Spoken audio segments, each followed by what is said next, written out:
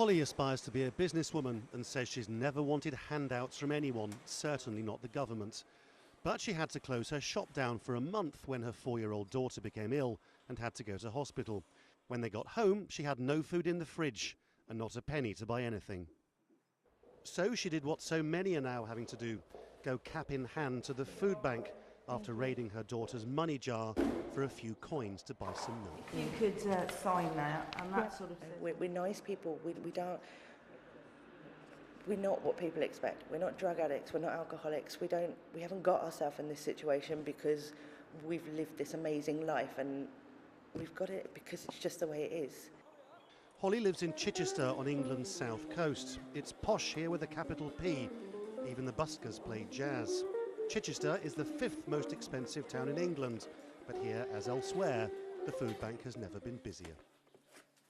Of course, the government can point to a whole slew of statistics which say that life in Britain is genuinely getting better.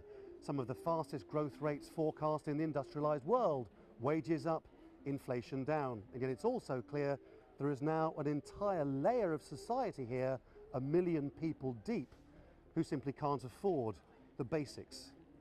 The Trussell Trust, which now has 30,000 volunteers at some 400 food banks around the country, has come up with some startling figures on food bank use. In 2010, just over 61,000 were asking for emergency rations. The following year, that doubled, and the year after that, nearly tripled. And last year, it almost tripled again, to virtually 1 million people. For many of these families, they can be just an unexpected bill away from being in a crisis.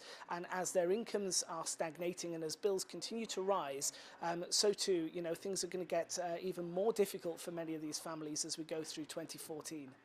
And now 40 senior Anglican bishops have used the opportunity of Easter week to write to the government to express their anger at all this. When I think of Jesus and the sorts of things that Jesus did and stood for and encouraged his followers to do, he talked about the Good Samaritan. It's the person who joins up the dots with their neighbour, who does what they can for real people, as well as just coming out with great ideas of things that other people ought to do for them. A couple of days ago, the Prime Minister David Cameron said he felt he was continuing Jesus' work in enabling social change in the UK.